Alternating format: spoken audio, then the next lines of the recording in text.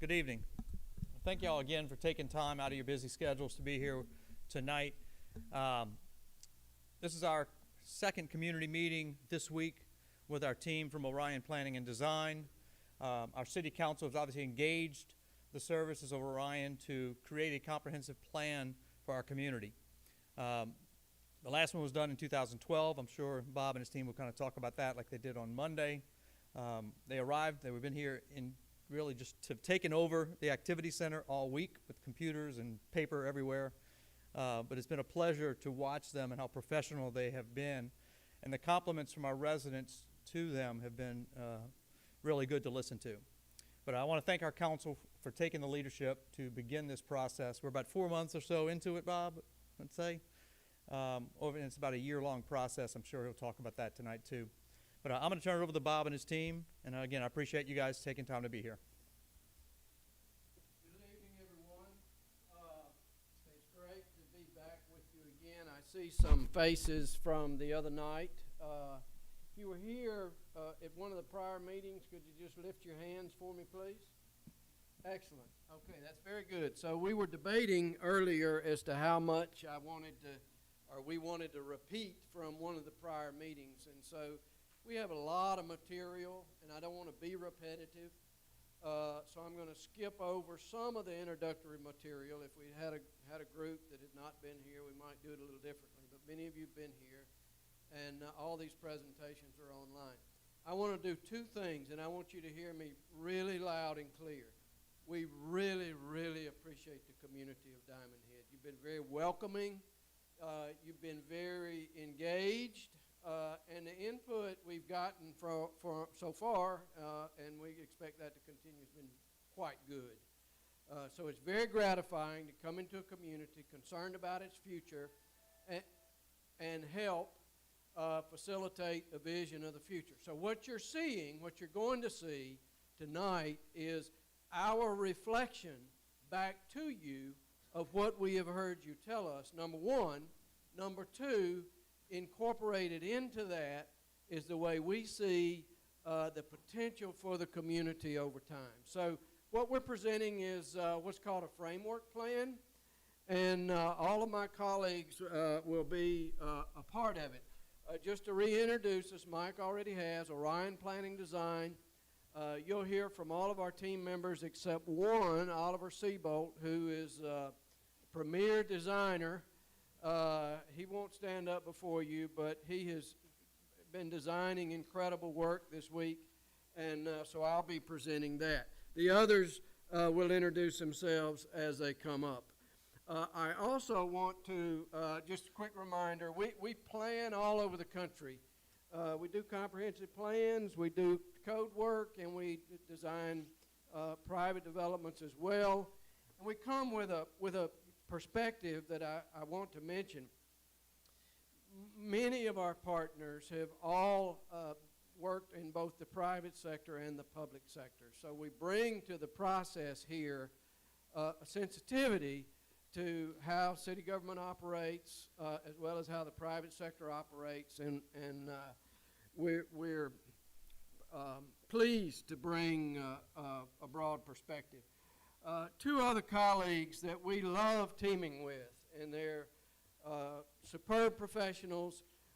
Aaron Arnett's our economist. He'll be with you in just a moment. And Bert Kirkendall is a civil engineer and mobility consultant. He'll be with you in just a moment to go over a part of this. This is some of the introductory work I'm going to skip over. I'm just going to very lightly touch on the interesting nature of Diamondhead as a master plan community created in 1970. You're in your 50th year. You started as a private neighborhood. You've transitioned into a city now, in a growing city, in a thriving city, concerned about its future. I showed some of the historic photographs earlier in the week, and we're not going to go back through those now. But Diamondhead has an interesting beginning, and it has quite a bright future.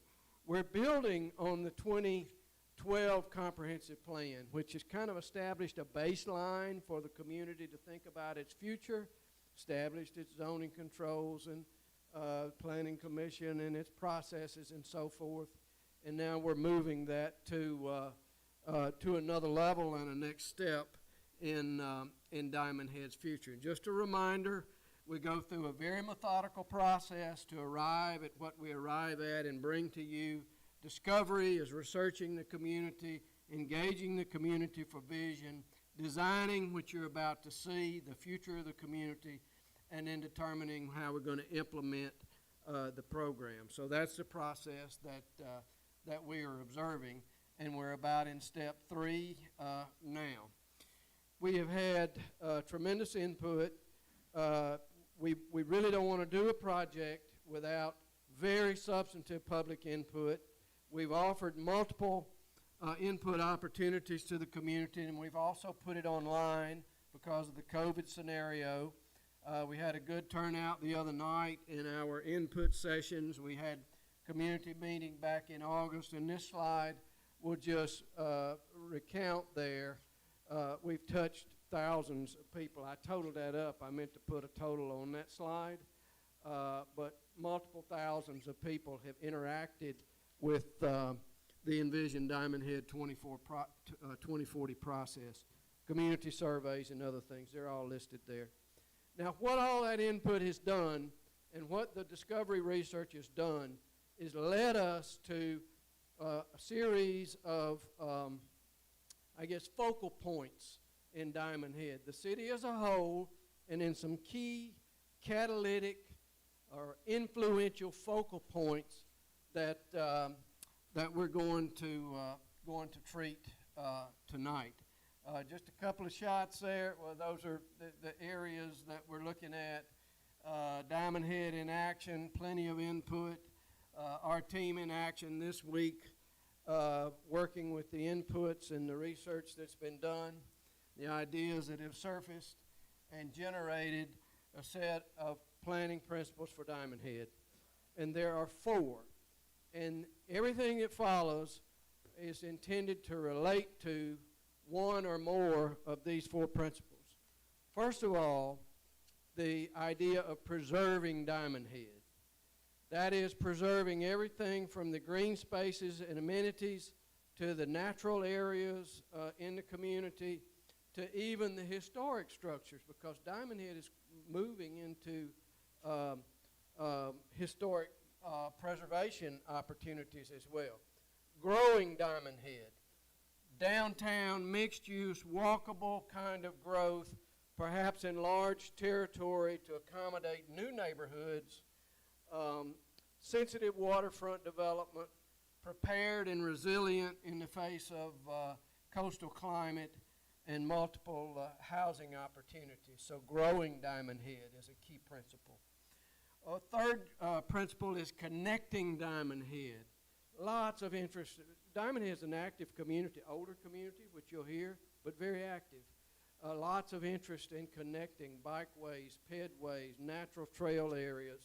Those show up. Additional connections into the community for vehicles, connections to the river, and linking the original community to the downtown, to the waterfront, important principle. And then celebrating Diamondhead as a 4th principle, by building a real sense of arrival into the community, not just another generic interstate exit, but a sense of arrival. Use of community branding, identity markers, high-quality buildings and design, and encouragement of community events. And I just want you to know that because they're important. We're not just dreaming up stuff. We're trying to observe a set of planning principles that have been developed. Enough for the introduction. We are going to go into a framework plan presentation, and we are going to have for you about 45 minutes of material. We're going to do our best to keep you engaged during that 45 minutes, and then we'll end that with a little bit of discussion at the end. The structure of the presentation is as you see here.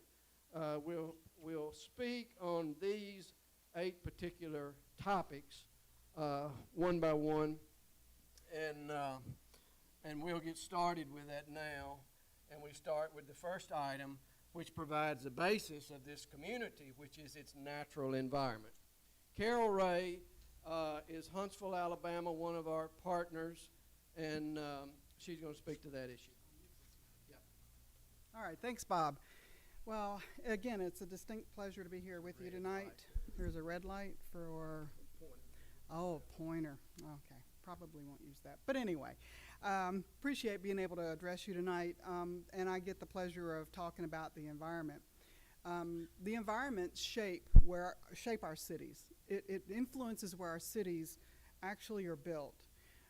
So we start by looking at the foundation of the community in the context of the environment, and you can see here in these two illustrations, first the existing land use pattern overlaid on top of some environmental issues and constraints that I'm going to be talking about, as well as a map showing the different physiographic regions of the state of Mississippi, and of course we're in the coastal region. The first thing I want to talk about is just surface water quality, just so that we're all on the same page.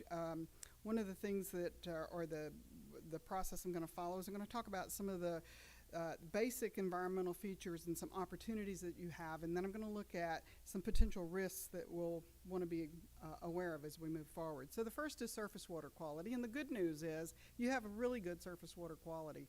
As you can tell by this map, all of your streams rate either for shellfish, harvesting, and recreation, or fish and wildlife. Those are all really good categories that you want to be in.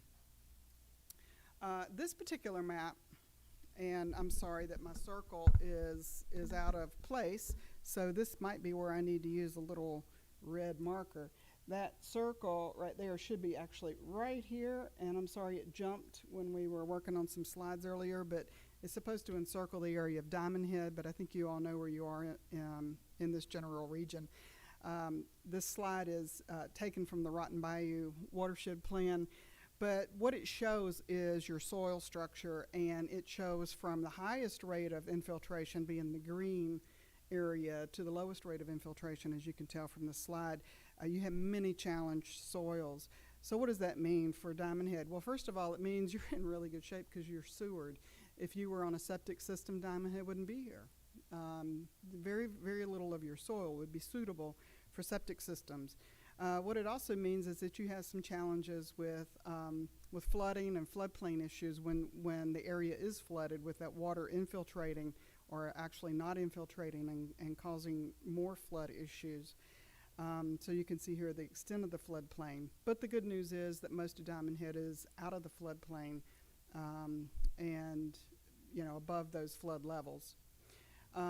Most of your wetlands actually occur within your floodplain, which is very typical of communities. You do have some upland floodplains, as you can tell, and I will use the pointer again after making fun of it. These green areas in here, you probably noticed them around the golf course. But most of the floodplains are associated with either Rotten Bayou, Jordan River, or the Bay of St. Louis. So when it comes to flooding, one of the primary factors on a daily basis or a frequent basis is your stormwater. What happens to stormwater? And generally speaking, the waters don't infiltrate very well in many places. However, you still have some opportunities to take advantage of what is known as low impact design. And this is a stormwater technique that actually treats stormwater as a resource and finds ways to treat that stormwater or help it infiltrate on site rather than shuffling it downstream to the next property. So the state of Mississippi has actually a very good guide for this, the Department of Environmental Quality. And they show a lot of illustrations and provide some construction detail for that. You also have some demonstration projects that you can look at. The department funded some demonstration projects on the golf course, and you can see here a dry stream bed and a terraced stream bed, as well as some native plants planted in a low-lying area that help that water slow down and infiltrate. Just up the road here, there is a model home that also demonstrates a couple of low-impact design techniques. The small rain garden in the front is something that most properties can do if the soils are suitable. And then also, which is also, this is very interesting to us, is the green driveway that goes to the garage, so that you're limiting the impervious surfaces on the property. Another environmental feature that we heard a lot from the community about are your trees. Trees are not just beautiful, they're also extremely beneficial to your community for stormwater purposes, for cooling the community, for providing habitat, and also helping to preserve your surface water quality.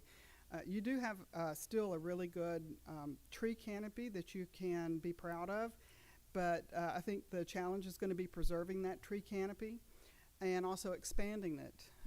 The town does, or city does have a tree ordinance, but it doesn't have a tree plan or a tree planting plan. So an opportunity for you is to take a look at Diamondhead Drive, which is actually a boulevard. It's a separated road, and there are opportunities to plant some trees in Diamondhead Drive and turn it into a canopied boulevard. That's just one thing that you could look at. But even as those opportunities exist, you haven't been sitting still. There are many in the community who are out there cataloging your really important live oak trees. The county does have a system for tracking those and for registering them, and actually a plaque that has been placed. Unfortunately, I don't have a copy of a plaque here in Diamondhead, but I understand that they've been put in place. And also what you have is a city that is very appreciative of the trees and wants to do more, and has recently planted a number of smaller live oaks that will be resources for future generations. You also have opportunities to promote green building as a way to reduce costs for homeowners and for commercial property owners, but also to aid the environment. And you probably recognize at least the Energy Star certification, but there are other certification programs like LEED, the LEED program you may have heard of, which is the U.S. Green Building Council's program, as well as Green Globes, which is a more international program. But let's look at some of the risks. So I doubt any of you are surprised that there is a hurricane risk in Diamondhead. If you are, kind of raise your hand. I'd be interested. But anyway, this is a shot from NOAA's historical hurricane track system, and this is just a shot of the hurricane paths that have made landfall within 50 miles of Diamondhead since 1852, and this is current all the way through 2020. So if I were to put on here an even greater range, 75 miles, you probably couldn't even make out the lower coast there. So you are right in the path, and the colors do correspond to the categories, so red, of course, being a higher category and blue and green being lower categories. But what does this mean? Well, they take this historical data and they have projected estimates on where you stand with future hurricanes, and it means that once every 11 years you can expect to experience a direct or a landfall of a category 1 through 5 hurricane somewhere within 50 miles of Diamondhead, and every 26 years for a major, which is a category 3, 4, or 5. So you're kind of right in the bullseye there of hurricanes. Also, another risk that you want to be aware of is your sea level rise and what impact that might have on your coastline. The U.S. Army Corps of Engineers has projected this, and these three lines show from the low estimate, which is the blue line, to the high estimate, which is the red line, over the periods that you see. This plan period is around 2040, but if you take a look at the 2100, low, medium, and high, it roughly corresponds to something like this. So your first photo, or your first map there, is your 1 foot increase. You start to lose a little bit. The second photo is what happens when there's a 2 foot increase, which is that mid-range or intermediate range. So you lose a little bit more. And then, of course, the last is the high range, and that's at 5 feet. And you lose quite a bit of Diamondhead along the river. But one thing I do want to point out is although there is also another potential risk, which is your marshes, which are very susceptible to sea level rise and generally can adapt when that happens slowly, but depending on the rate of sea level rise, you may lose some of your marshes. However, I want you to take a look, because somewhere in the next 20 years, you're probably going to be around that first photo, and almost all of Diamondhead is still in good shape. So you can be appreciative that you're on that high ground. With that, I'm going to turn it over to Aaron Arnett, who is going to talk about economics.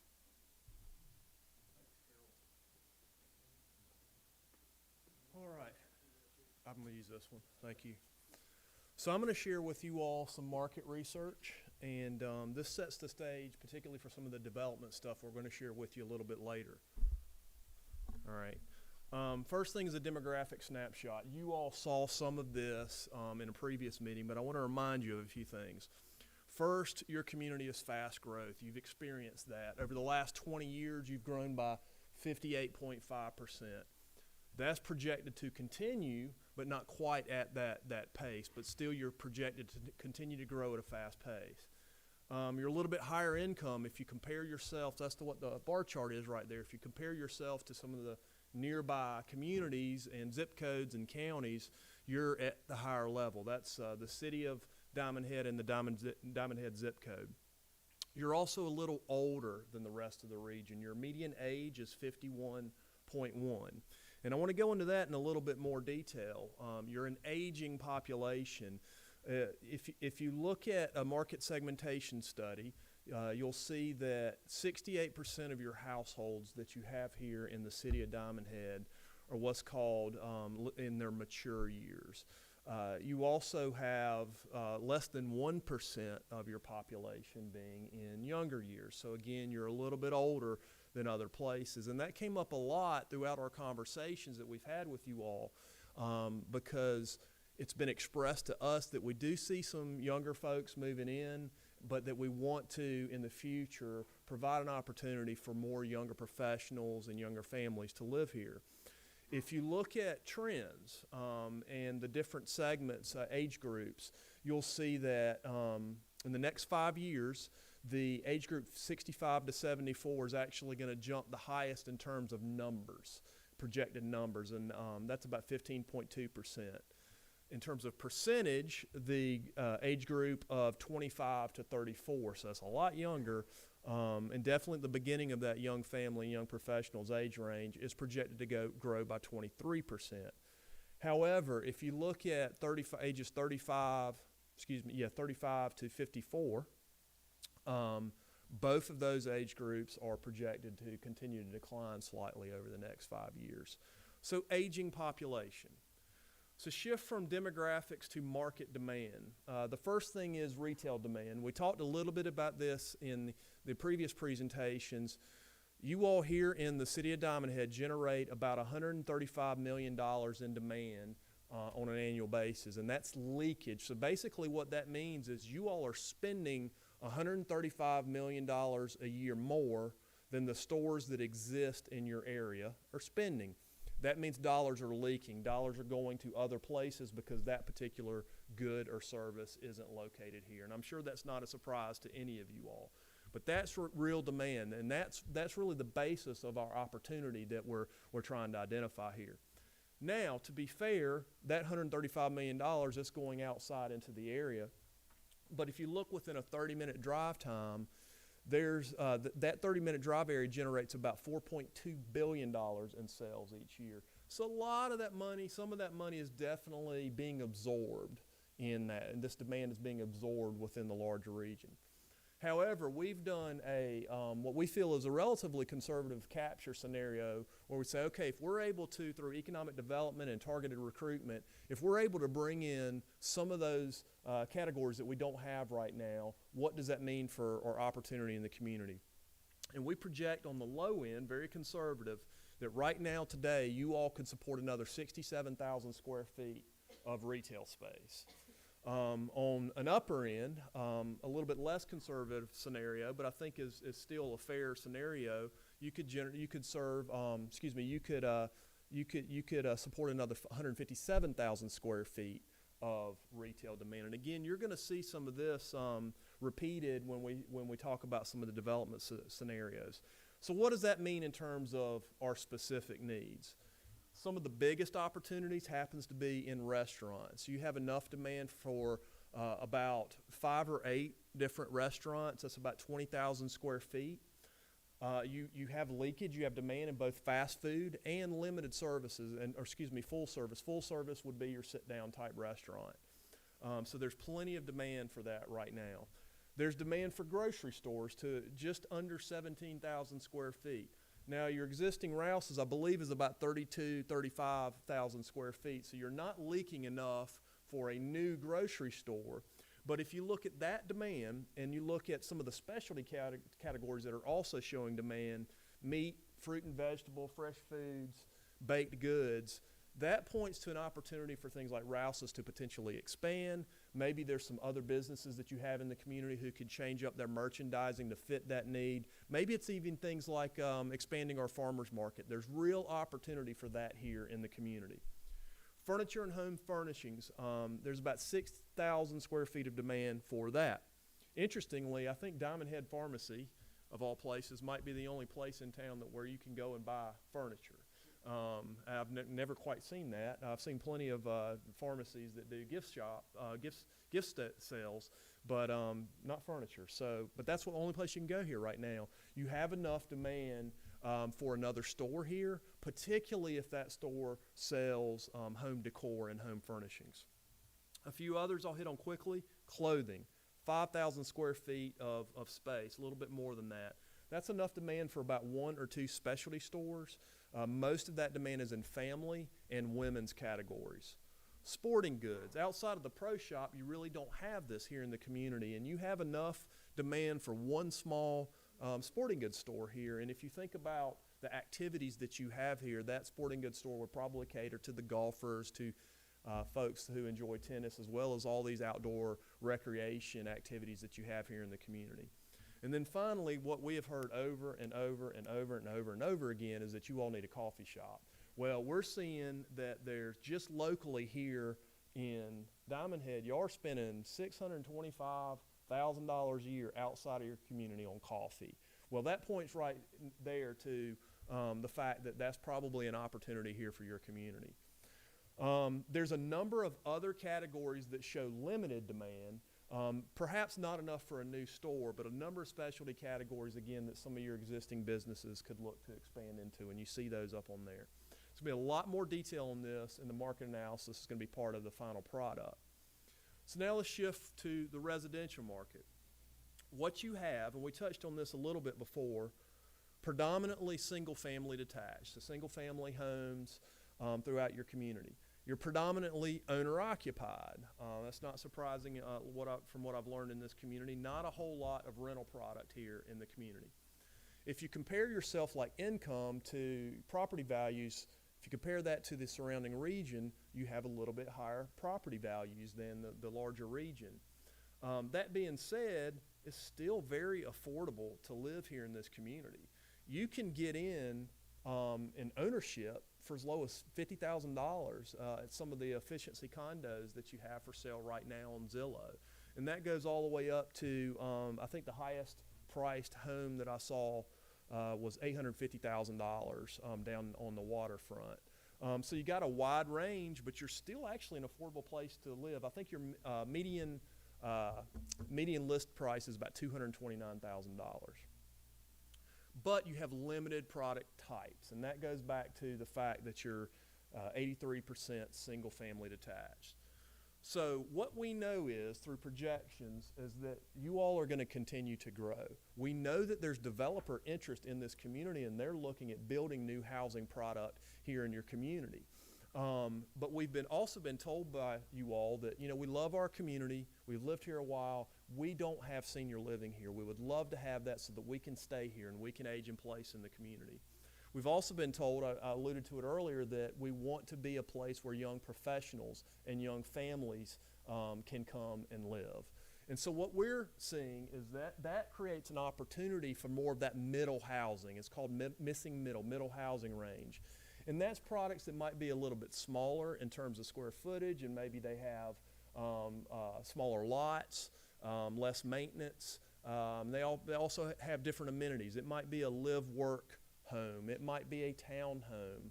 It might be what we're calling a cottage court, which is still single-family detached, but it's smaller and a little bit more dense, and it's a great product for senior living. There's a number of different types that you don't have here that there might be an opportunity for. So finally, everything that I've shared with you is the opportunity. That's based on what your demand is here today.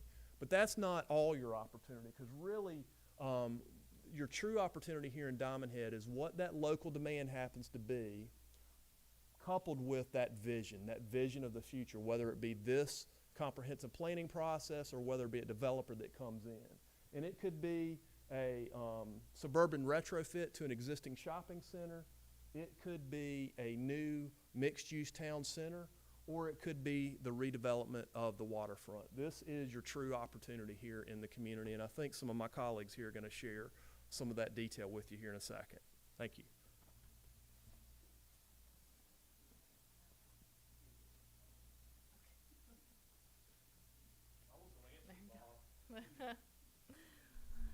Hi, everybody.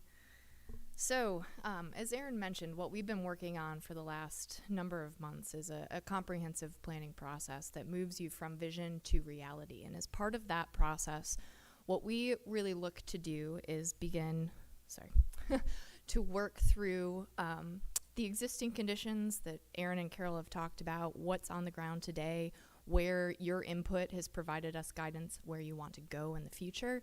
And our role as planners is to really bring those things together into a clear picture of that vision. And we do that through what's called a future land use map. Every comprehensive plan has a future land use map as a core component to illustrate what it means to go from this is our vision to now we're going to look at what that's going to dictate in terms of future development potential moving forward in the next 10, 15, 20 years. So we've taken all of this information, and as Bob mentioned earlier, we've been working through a lot of the input that you've provided on our last visit and earlier in the week. And when we think about future land use and kind of how to illustrate what you have told us and what we know to be true based on existing conditions, we approach it less about fundamentally regulating use and more about defining what sense of place means to you and what that place will look like into the future.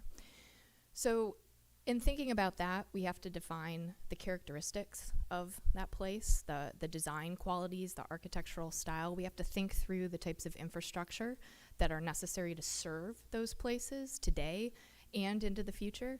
And we also have to think about what the needs and opportunities in those locations are and what we might want to retain, what we might want to change, and how that's reflected in the future land use or the place type. And so we've worked to create 11 very distinct and unique place types, unique to Diamondhead. We create these for every community based on all of this information poured into a pot and spit out to what you see on the screen. So they've been organized in 4 general categories. We've got the natural areas and waterfront, residential place types, commercial place types, and then potential build-out, or potential expansion, and looking at what it means for Diamondhead to grow in the future beyond the boundaries that we know today. So I'm going to walk through, as briefly as possible, what these place types, where they're located, what they illustrate. This is the overall place type map that's been developed, and you'll see a lot of colors up on the screen and some categories that you can't read, but that's why we've got the boards up here. Hopefully after the meeting concludes, you can come and take a look. But generally, beginning with the natural areas and waterfront, this really defines who Diamondhead is. As Carol mentioned, your environment is why this community was built in the first place, and it holds a lot of value. And so these 2 place types are very self-explanatory. The natural waterfront, which is truly the rivers, streams, marsh, and bay frontage that you sit on, and that should be conserved and preserved and protected for future recreation, passive recreation, and environmental protection reasons. And then you have the parks and open space and amenities that have formed this community that the community's been built around. The golf course, the airport, the trees, the tree canopy, the open spaces, the natural environment and the recreation opportunities that are what you enjoy as residents in Diamondhead. So these two place types are very much about preserving, conserving, in some cases expanding both the natural waterfront and open space and amenities. And you'll see on the map, I bet you could have told me where those would be located. Again, very self-explanatory. But then we move into the residential place types, and these are defined by three categories of place. You have in the lighter orange the original Diamondhead, what we're calling first Diamondhead residential neighborhoods. And these are, what is developed, what is very much present in the community's core today, and where there's pretty limited development potential in the future, characterized by smaller lot sizes, 8, 10, 12,000 square foot lots, single family homes, curvilinear streets, really what the master plan 50 years ago had intended for the community of Diamondhead. The suburban neighborhood place type illustrates residential opportunities that might exist beyond the borders of Diamondhead to the north and east, and are maybe a little bit more rural, a little more suburban in character, don't have the same street patterns, have varying lot sizes, maybe larger estate lots. So that's what you're going to see kind of beyond the perimeter.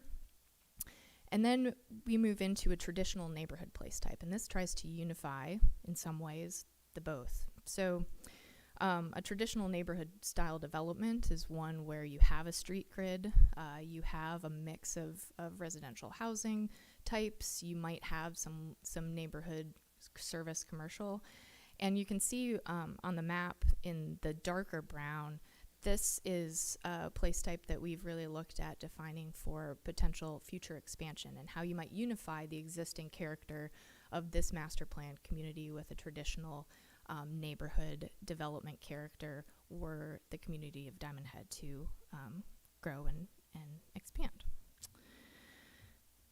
Oh, see, I can see it on my screen. Y'all are like, you're crazy. What are you looking at? So there's the map. Sorry about that. So moving into commercial and mixed use place types, again, there are three. And these, I'm going to switch to the map so you can see them. These are really focused in the heart of Diamondhead, and they center around, and will be discussed here in just a minute in greater detail, three concepts for commerce in your community. You have in the red the Suburban Redevelopment place type, which is what you know and love as the existing commercial area, very auto-centric, a lot of parking, limited architectural design. And so this place type really capitalizes and looks at what we might want to change to improve this area in the future. What can we do to make adjustments, recognizing that the form is there, the environment has been built. Then you have, very important to the community, that waterfront, town waterfront. And there's a lot of redevelopment potential there that's likely going to look very different than what happens in that suburban redevelopment core of the community. And so we're going to talk through some of that potential and what that could look like. And then finally, you have the town center mixed use place type, which is really aligned with the recent town center master plan and code that was adopted for future development west of kind of the core community, the interchange. And looks at maybe a broader mix of uses, both horizontally and vertically, a little bit more walkable, less auto-centric, and that's illustrated in that plan that was recently adopted. And finally, the expansion area. As many of you, probably all of you sitting in this room know, Diamondhead is pretty developed, and there's very limited acreage to kind of infill in the borders of the community as it exists today. And so in thinking 20 years down the road and setting you up to even just have a conversation about where you might choose to grow in the future, your options are pretty limited. You're looking to the east and you're looking to the northeast. That back gate of your community entrance off of Kildalil Road. So these place types are really focused on not only the existing conditions, but kind of setting a palette for what could happen down the road if you choose to expand your borders. And so there are three. There's the Suburban Center, which is truly kind of looking to what should happen, what needs to happen to provide services, suburban scale services to residents, sort of on that back corridor, what might be beneficial there. You've got industrial, which speaks to the obvious industry that exists at the Kildalil interchange, and that's in an existing condition you can see in the purple. And then you've got what we're calling rural reserve, which is a lot of undeveloped or limitedly developed land that may provide an obvious extension, again, for some of that future growth and development. And we're going to talk a little bit about the connectivity that could occur through some of that land, what that looks like here in just a minute. So with that, I'm going to turn it over to Bob.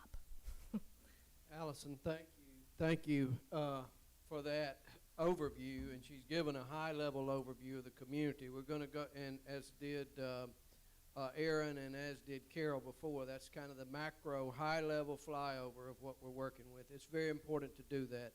Now we're going to go down to the macro level, the very specific sites in Diamondhead that are vital to its future. The first one being infill development, and this is speaking of existing Diamondhead, or what we've been calling first Diamondhead. It's obvious that this pattern for development is set there. I'm not going to spend a lot of time on the concept of infill, but there are vacant lots throughout the community, and there are a few vacant larger parcels in first Diamondhead that are available for infill development as well as suburban development. And you all have noticed this, and we had lots of comments on the infill development. I'm speaking right in the heart there. All of that yellow, and the yellow is interspersed with the various vacant lots that you see, and a few of the larger parcels, vacant parcels, all associated with potential infill development. And as Aaron mentioned, there is demand for those. The question is, how can they be infilled in an environmentally sound way that doesn't overly disturb the existing community, is compatible with the existing community, and so forth. I don't know if that faded in on top. Yeah. So I'm fading the original Diamondhead master plan on top of how Diamondhead is actually built, just to give you an indication that the community is building out as planned, even 50 years later. But I'm going to make the quick point. If you will look at the interstate interchange, that area was not included in the original master plan, and it's developed in a very different manner, and we'll speak to that in a moment, the future of that particular area. All that built according to plan. This at the interstate exit, not master planned at all, and how do we treat that? So highly planned, beautiful Diamondhead versus less highly planned Diamondhead. What does that mean for the future, and how can the community improve upon this to be what Diamondhead was actually meant to be?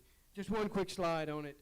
What is the capacity of that? What can you expect in terms of infill, at least with regard to residential? Without going through the calculations, in the interest of time, you could expect probably 1,000 dwellings in here, maybe more or less. Some of those vacant lots are not buildable, and the measurement is crude, but you could think in terms of about that, or about another 2,000, 2,100, 2,200 persons infilling into the community. And just during this week, we understood there's a number of lots have closed down here. These are existing lots down on the waterfront, and some of those will certainly redevelop. And if this plan is implemented and gets traction, you will see more demand for that. So, quick word on infill. Now, waterfront. What is the vision for waterfront as we have engaged the community. What are the potentials there? What could be? How should the waterfront redevelop and be a vibrant contributor to the city of Diamondhead? Oliver flew his drone out over the marsh, and so this is looking back onto the Lazy Gator up to the roundabout and that connection. And we know that this is more or less disconnected, except by car, from the remainder of Diamondhead. One of the key elements of this plan, a principle, is connectivity. How do we connect and make this a vibrant waterfront? So we have the waterfront as it was impacted by Katrina, and this is its current configuration. And at a high-level conception of the waterfront as revisioned, we fade in a site plan, and you will begin to see redevelopment take place as a key component of the community, a vibrant part of Diamondhead. And in this slide, we can begin to call out the features of that waterfront redevelopment. First of all, boutique hotel.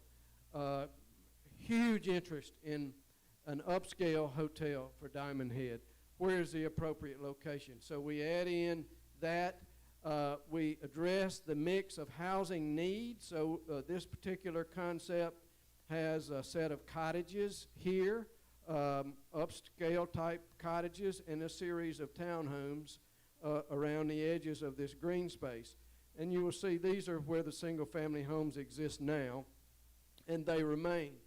There's very valuable real estate right here next door to the marina, and there's a boat launch ramp there. It requires parking of boat trailers and so forth. If we take that ramp and we move it over to this canal right here, we suddenly free up space on the waterfront for development. The addition of a public green space right here on the waterfront. My understanding that there's barbecue events and festivals have occurred or could occur in the future here. We didn't know that until we began conceptualizing the plan. So we're showing a green space, a town green here. This can be retail, shopping, and so forth. All of this displayed, by the way, understanding that this is flood-constrained land. We took that into account. We're not just putting houses on the ground. That fact was factored in to what we're doing here. So this then becomes connected by means, and Bert will speak to this in a moment, connected not only by car, but by pedestrian way. You can get the golf cart down there. You can get to the waterfront without having to get in your car and drive over there. It feels safe, comfortable, and becomes a real community asset down on the waterfront. And just in case you don't believe me, there's some people having a good time right there in that town green space, perhaps in the future. So that is the waterfront. So we cover the infill conditions there. We cover the waterfront, which is a key component. And then, pardon me, Ron, I'm giving it away, the downtown, as Ron Slade will address now. Very important. By the way, can I say this? My wife is watching live stream, and she texted me during Aaron's thing and said, let's move to Diamondhead and open a coffee shop.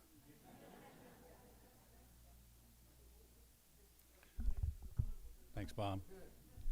Thank you all. Very excited to be here tonight. Have some interesting observations to share with you tonight as it relates to your downtown. My name's Ron Slade. So Bob mentioned earlier, you've got this very meticulously, thoroughly planned residential community. It's extremely bucolic, it's very pastoral, very well designed. It's very green, very comfortable. And then in your land use map, your development map, you see the big white box where your commercial development is. And it, you might have noticed, is not nearly as well planned as the rest of your community. We've heard that overwhelmingly from everybody. So it's interesting because your existing downtown has some unique opportunities for redevelopment. most of you have probably seen this master plan for a future mixed-use district, some recreation, some waterfront development, and some single-family development. And while we like and support this plan, it's probably out there a ways in the future as it relates to development costs, infrastructure, roads, et cetera, et cetera. But what can we do today with the downtown that you currently have? We've heard from all of our sessions overwhelmingly that you would all like to see more pedestrian scaled, human scaled, walkable streetscape, retail shopping district. Ocean Springs has come up as an analogy. You've heard from our economists that you currently are deficient and to anywhere from 70,000 to 160,000 square feet of retail demand that you currently have. So while this future land use plan and future mixed use district will happen at some point, here is your existing downtown. So you arrive from the interstate, arrival sequence is leaves a little bit to be desired. It's a lot of sort of hodgepodge, small development, a lot of chain, fast food, not real architecturally striking. And so that's one thing that we need to improve. We've got an intersection at Gex and Aloha that's currently heavily trafficked and a bit of a congestion issue. So if we look at this existing downtown as a point of beginning, what can we do to redevelop this? We've got existing buildings that obviously we can't tear down and go away. That wouldn't be cost effective. But uniquely, you can see we've proposed a new conceptual master plan that leaves your current downtown intact, as it were, but you actually have an inordinate amount of parking that's quite a bit larger than you need to serve the retail that you have. Certainly don't have much landscaping. It's a very, very vehicular-centric environment. It's not comfortable for a pedestrian. Nothing that makes you want to stop, park, get out of your car, and walk around. Really uniquely, you have this overwhelming pent-up demand and nowhere to shop, nowhere to go, no destination. What else is unique about your scenario is you have this large adjacent residential development to serve this retail district, and you also have the capture of the interstate. So I'm not sure how many trips per day, but currently there's nothing that really would require or make you want to stop to get off the interstate to come shop in Diamondhead.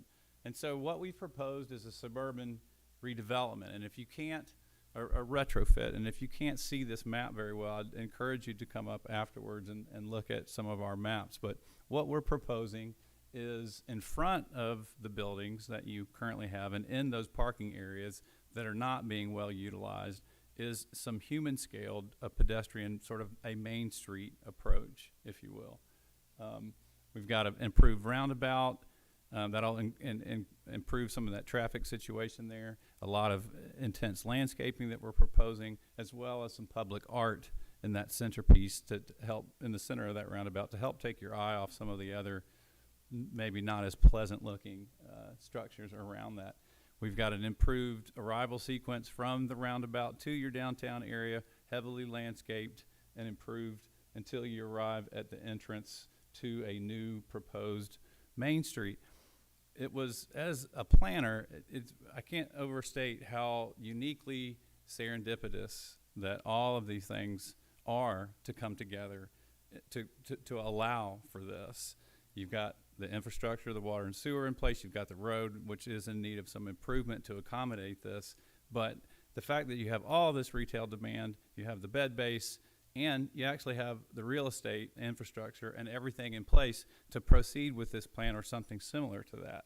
So instead of, if we build this new mixed-use district in the west part of town, we support that, there's demand for that. This is currently represents somewhere around 70,000 square feet of retail. It would be a mix of uses, potentially residential on a top floor, 1 to 3 levels of architecture. So here's an aerial photograph as it currently exists today, and Oliver has projected a simple 3D model so you could see how that might evolve over time. I think it's really interesting. So you can see the difference in scale that this model creates. So the architecture is important, the function, the relationships of the buildings to one another, the spaces that they create to make a compelling pedestrian environment. But as you move forward with that, I'm a big stickler about the site details. And so a lot of people do a Main Street renovation. Often they're very historically indexical. They look sort of just traditional. I would encourage Diamondhead, as unique as it is, to pursue a very unique conceptual solution. And all these little details, they matter so much as it relates to the sense of place, the sense of uniqueness, and the sense of identity that you all would call your downtown. So public art is really super important. Site furnishing, site lighting. All of you have seen the simple lights at Bay St. Louis. Those things really contribute to the conceptual feeling and the sense of place that you begin to identify as unique. More public site lighting examples, signage, wayfinding, unique lighting examples. Carol asked me to remind you all that you would need to have cutoff fixtures to reduce light pollution. Some of these do and some of these perhaps do not. Public art and signage. Big believer in detailed quality signage. You know, not backlit interior plastic signs like that one, right? And you guys aren't alone. This is a, fairly ubiquitous signage scenario all across the country, very suburban. But compared to the uniqueness of these signs that really stand the test of time, I think you can see where we're headed with that. So here's just a couple of examples of a suburban retrofit. You can see at the picture in the top, big, strippy, paved suburban strip center. And then the pictures below that in the lower right is the actual redevelopment. And so it's a much larger project, a lot larger scale, but you can see that this has been done before. Here's a smaller project, similar retrofit, but this suburban retrofit model has been done before. Thank you very much. I'm excited to be here, and hopefully we can proceed with some of this. Thank you.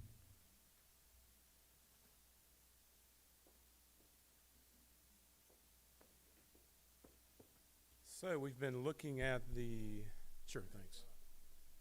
great places that exist in the city and the great places that can be built. So how are we going to get there? How are we going to connect? And that's all about mobility.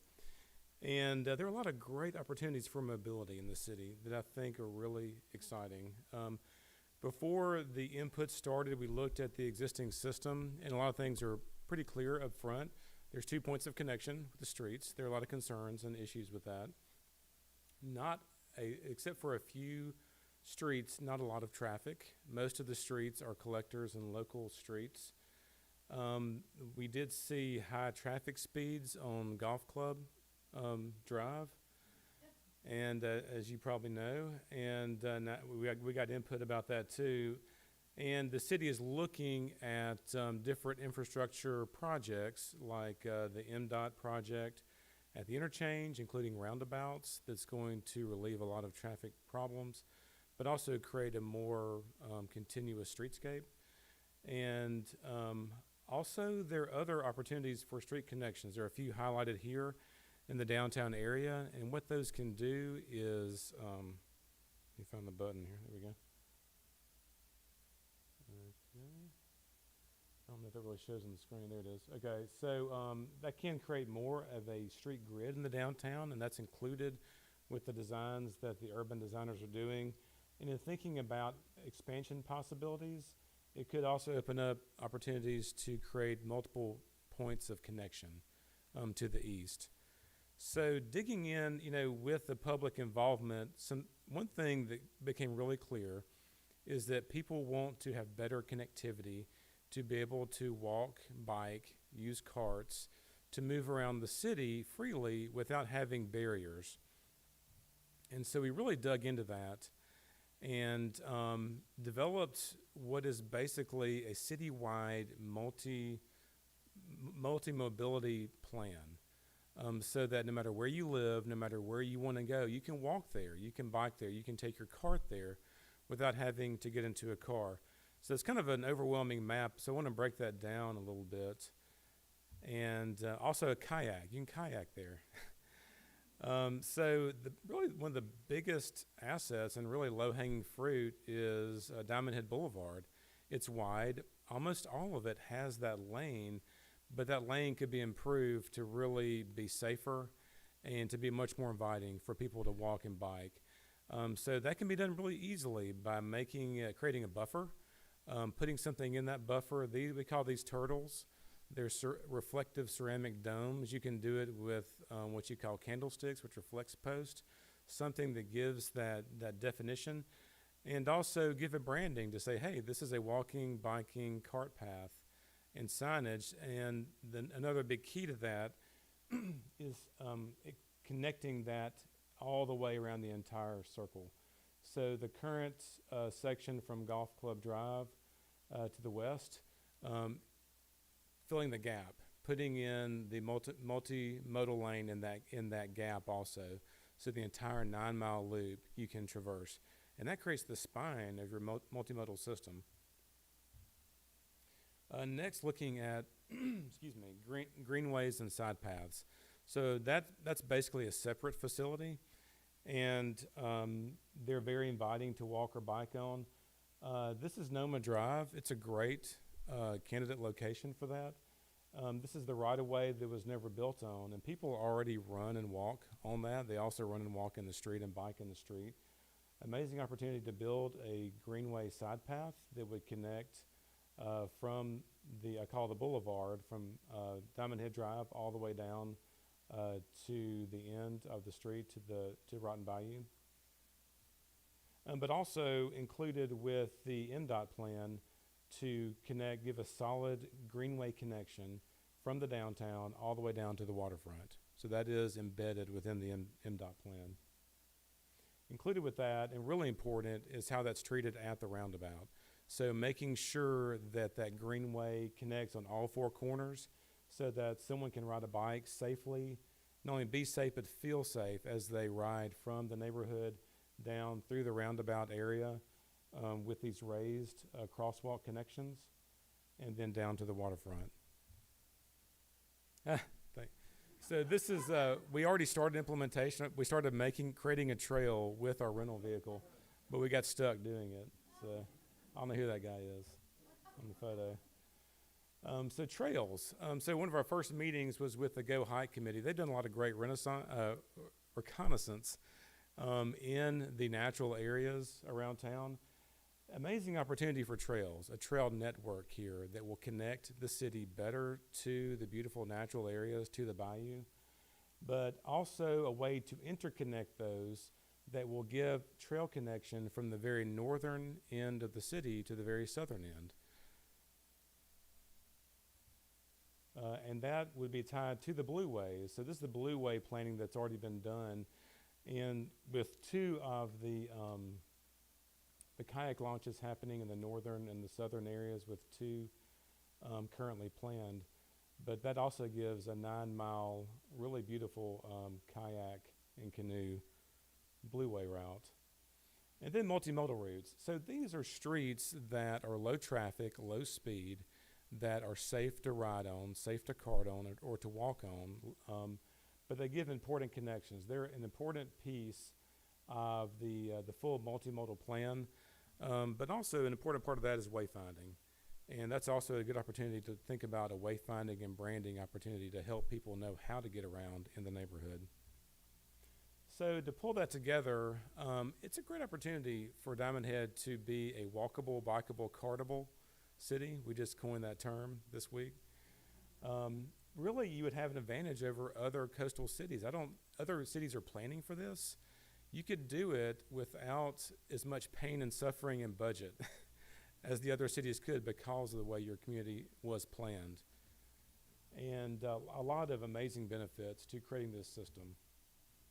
And it could be done at, some really low-hanging fruit that could really be capitalized on.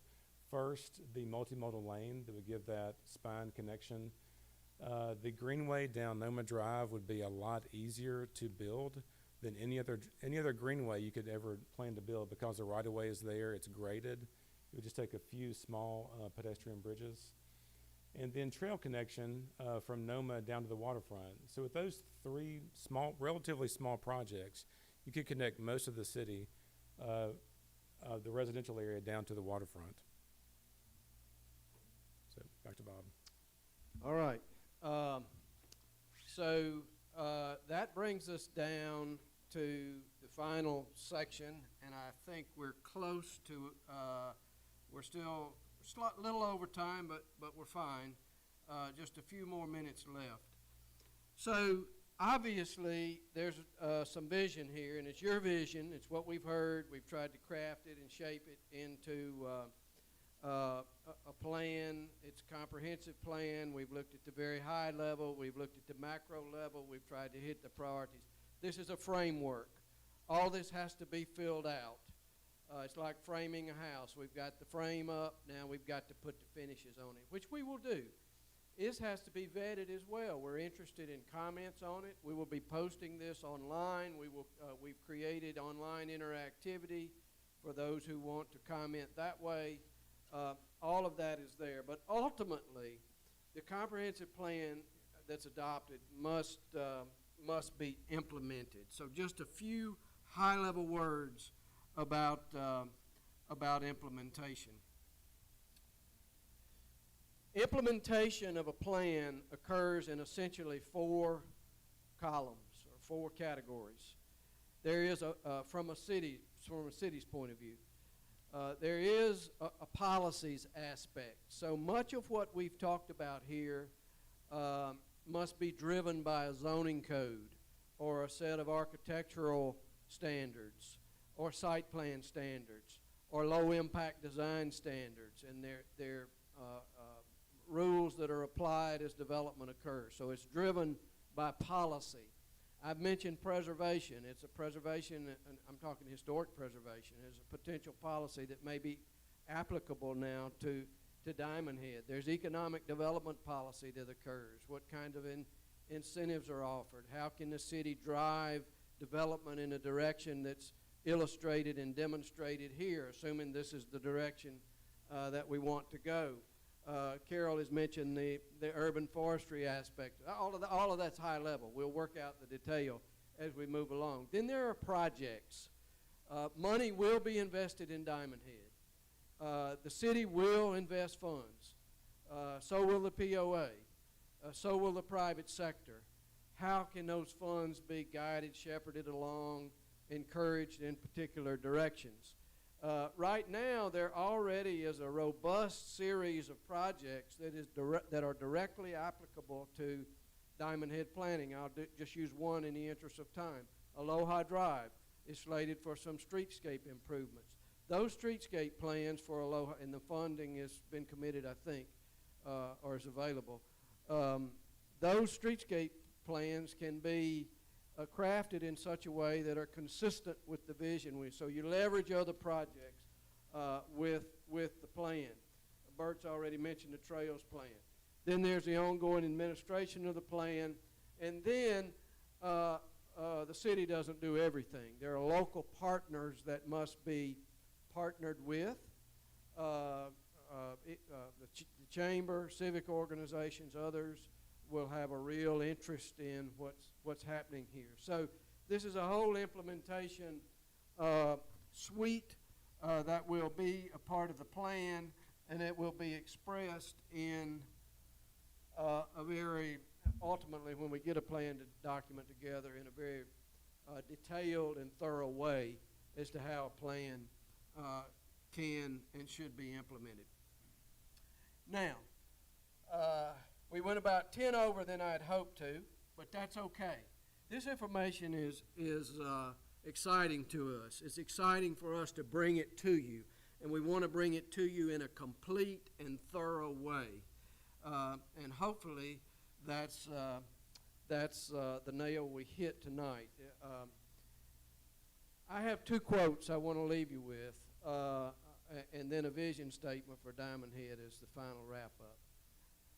You know, you see the first one there, I love it, Thomas Edison, a vision without implementation is a hallucination. We can draw lots of pretty pictures, and we do. We got the best designers here that you can find. We can get it all out there. The community has to implement a plan. So vision without implementation, we're just sitting here dreaming. So the encouragement for implementation, whatever the final product is there. And the second one there is one that I've recently come across, Louis Pasteur, chance favors only a prepared mind. You know, we read a lot of skeptics in our business, and it never happened. Can't do it. Quite frankly, the fact is, if you prepare diligently, you will achieve as a community. It just happens. Yogi Berra said it a little more comical way. The harder I work, the luckier I get. It's true. So we prepare to the vision of the community, and we try to tease out the hopes and dreams of the community, craft them together, feed them back, and then prepare an implementation program whereby it can be achieved. This is our understanding of the vision of Diamondhead. This is in draft form. It may change, but this is the way we read it. When I say we, I mean our team. We read it at the moment. Diamondhead was founded on a bold community vision and a master plan for active living with vibrant neighborhoods woven together in a rich tapestry of recreational and natural spaces. 1/2 century in the making, Diamondhead has successfully transitioned from dream development to rapidly growing city and is on the cusp of emerging as a coastal community of true Southern distinction. Vibrant, resilient, strong, flourishing. Driven by the passion and involvement of its citizens, recognizing its emerging position, understanding its challenges, ready to build on fresh opportunities, Diamondhead seeks to honor its beginnings, renew its vision by preserving, growing, connecting, and celebrating the city. And then we tag it, renew the vision, celebrate the future, envision Diamondhead. So that's the way we read your community. And we appreciate the opportunity. We probably have 5 minutes for if anybody has a burning question. It's probably like drinking from a fire hose. You may want to digest, but we have a moment or two. I think we're scheduled for 7:15. We have 2 minutes.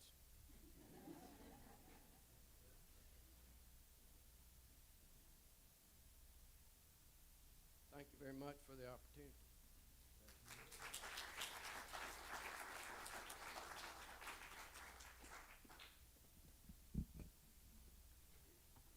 Again, I'd like to thank Orion Planning and Design for their work. Today is the first day I'm actually seeing these pictures. I know at least one of them was up about 4 o'clock this morning.